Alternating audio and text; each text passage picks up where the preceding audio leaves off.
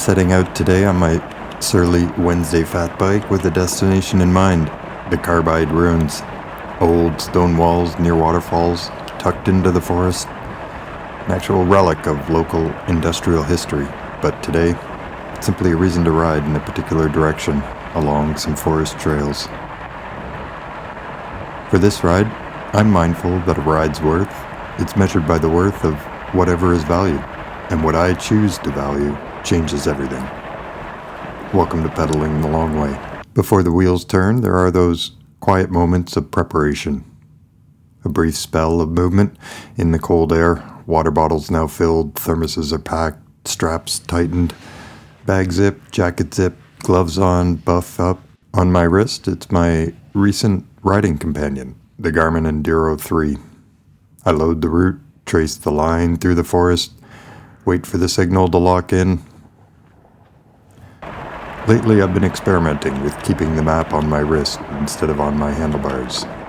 So no bike computer, no frozen finger phone checks at junctions. And if I do go head first into a snowbank, I'd rather not sacrifice my phone in the process. So with the route set, I roll out another small trial to see whether a smartwatch can truly replace a bike computer as my primary navigation. I'd be curious to hear your experience and preferences for a watch versus a bike computer, or even relying on just a smartphone. Please leave me a comment. And if you enjoy this ride, make sure to subscribe to continue riding along on future rides. Your support is super appreciated.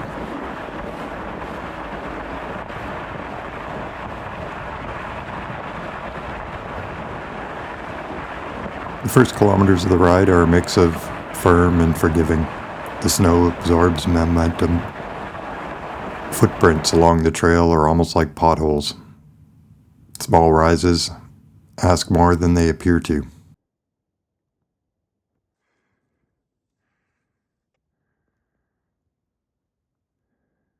The watch, it quietly tracks its metrics, slower pace, higher effort.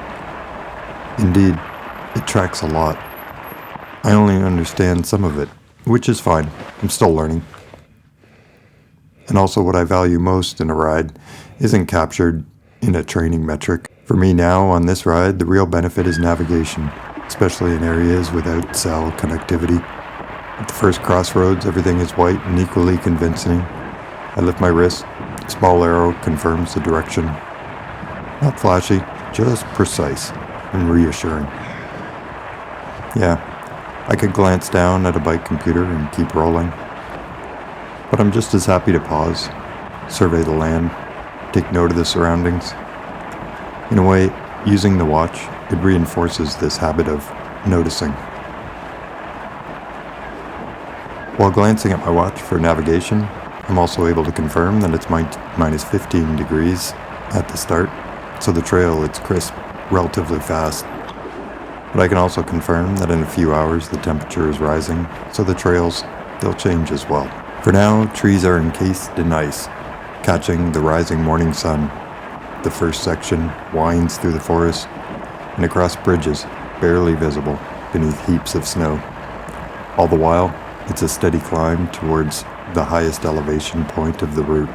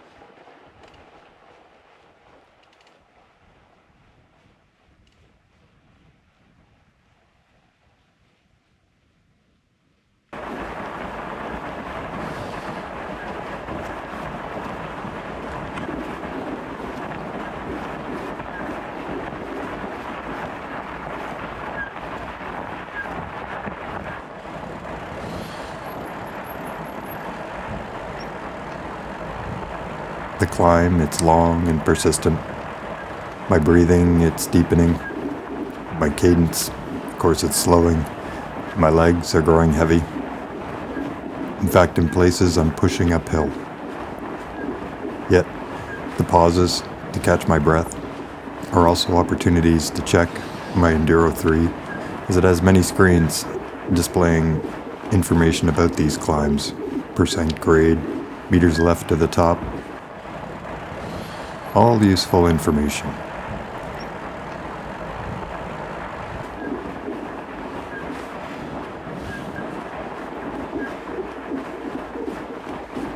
Amid these pauses, I can't really complain.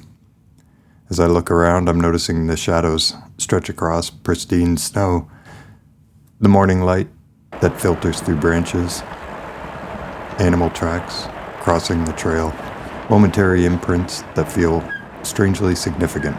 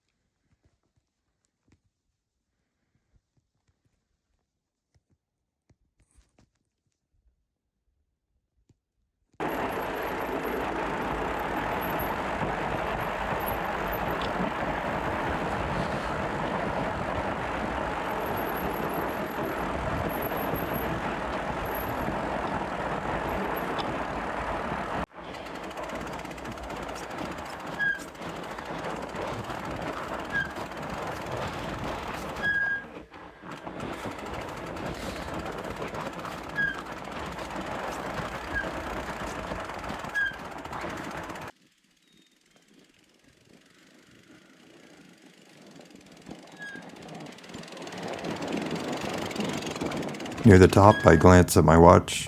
The elevation displayed confirms it. This is the high point. Of course, the watch didn't make any of the hill climbing easier, but it gave it context.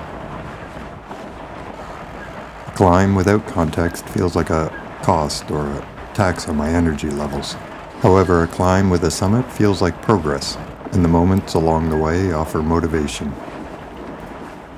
So now, reaching the high point, I give a small cheer to myself, and with renewed energy I roll on, knowing the remaining trail to the ruins trends mostly downhill. Rolling along the downhill, easy-flowing sections, this is where I get to appreciate my surly Wednesday. 3.8-inch tires offer just enough float to enjoy the ride, and I really do like the maneuverability of 26-inch wheel size. Without road salt to worry about on these trails, I'm free to enjoy the ride on a robust steel frame. Only consideration may be the straight top tube. It's a great, clean line. It offers ample space for a full-sized frame bag. But hey, when falling off the trail into deep snow, you can probably guess how a step-through frame may be more forgiving. The ruins arrive quietly, no grand entrance, just a small sign along the trail asking riders to walk their bikes. As I step down carefully over the snow, the sound of waterfalls echoes through the trees. The stone walls are worn but steadfast, long since roofless, yet enduring. The water that once powered the industry still flows beneath ice and snow, steady. The sound of the rushing water, calming. It's a perfect place to pause.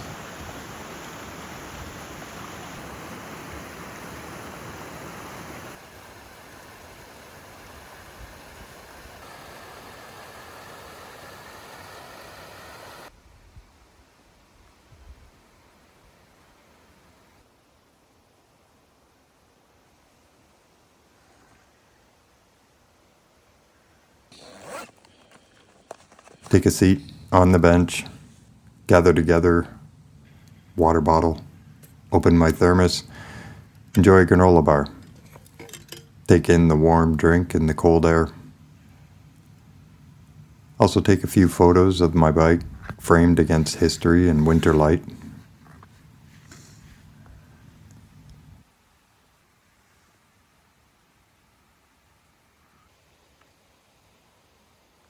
Before leaving, the channel name into the snow. Temporary signature, if you will, like an etch-a-sketch moment. Playful, fleeting.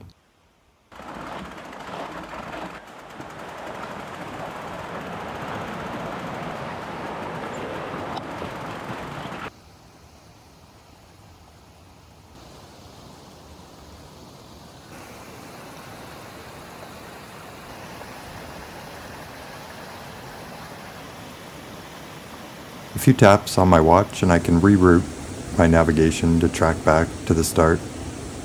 And I can also check the remaining distance, upcoming climbs. Note that these climbs are then followed by friendly descents to wrap things up, so the return now has shape.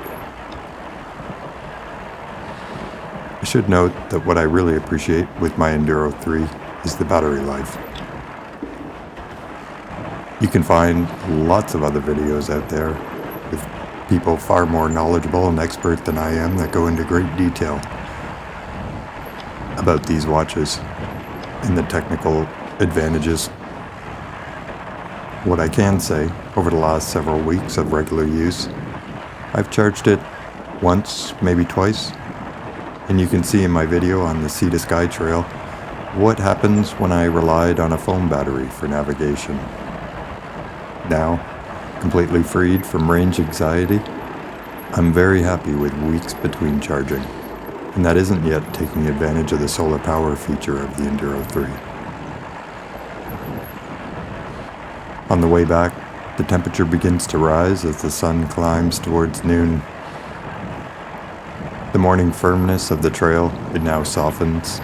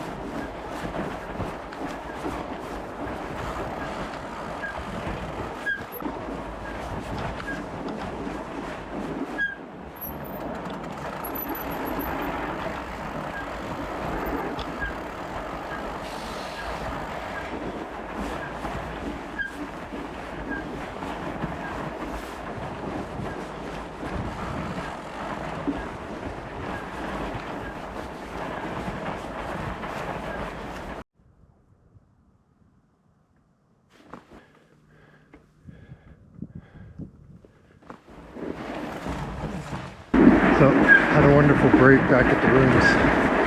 Granola bar, coffee, water. Got fueled up for this ride back out now. Sun's on my back, feeling nice and warm. Still coming through the trees quite nicely, and as you can see, the trail it's a little bit soft, but still pretty hard packed and making for some easy rolling. So I'm looking forward to the rest of the ride.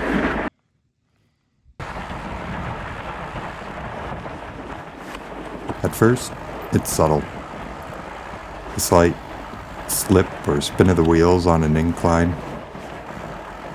In another instance, the front tire wanders, loses purchase, and I'm off the packed line into deep snow. Not catastrophic by any stretch. Just enough of equal parts fatigue, and just because it's fun, I flop into powdery snow, where the biggest challenge is just getting back up and out of the knee-deep snow. But noticing these slips along the way turns into inevitability. A few more slips, a bounce off the trail, landing softly trailside, climbs become negotiations, pedal strokes bounce instead of bite. For a few minutes, I treat it as grit, push through, try harder. But it's not heroism, it's simple physics. And this is where I learn The real secret of fat biking on snow is tire pressure.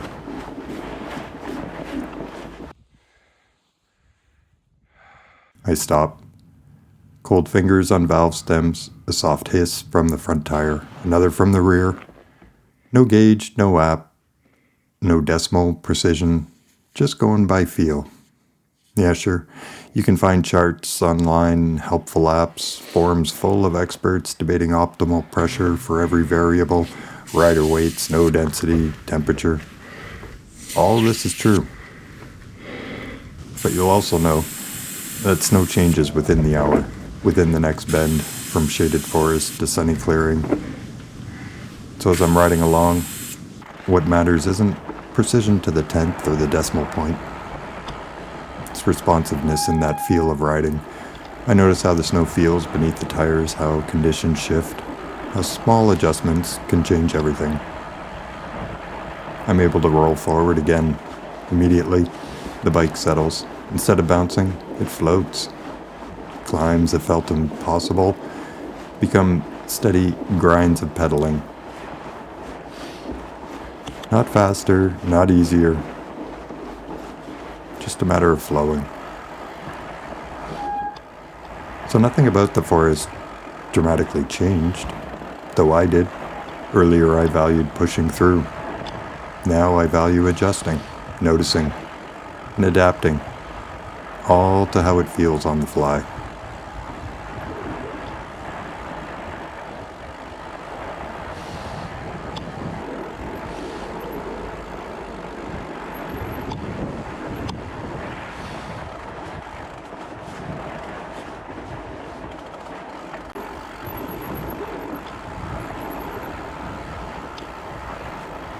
In the ride, it becomes immeasurably better. Here, it's worth noting, a ride's worth isn't found at the destination. It's shaped by what's valued along the way. Today, it wasn't speed. Perfect data? Not so much. Nor was it flawless technique. What was truly valued was that attentiveness to moments, to the feel along the way, the scenes. Also the humility to slow down and stop, take note, the simplicity of exhaling and letting a little air out. By the time I exit the forest, the ride feels complete. It wasn't particularly fast today. It certainly wasn't flawless. Indeed, I did find myself in knee-deep snow on more than one occasion, and in each instance log rolling back onto the packed trail just to get upright again. It was certainly good fun, and none of it was captured by a smartwatch metric like training load or VO2 max. Although the Enduro 3 had easily navigated me through tricky parts of the trail, it informed my efforts up and down hills, provided near real-time weather to better understand trail conditions, all while surviving full immersions in snowy wipeouts. Oh yeah, and the battery bar barely moved.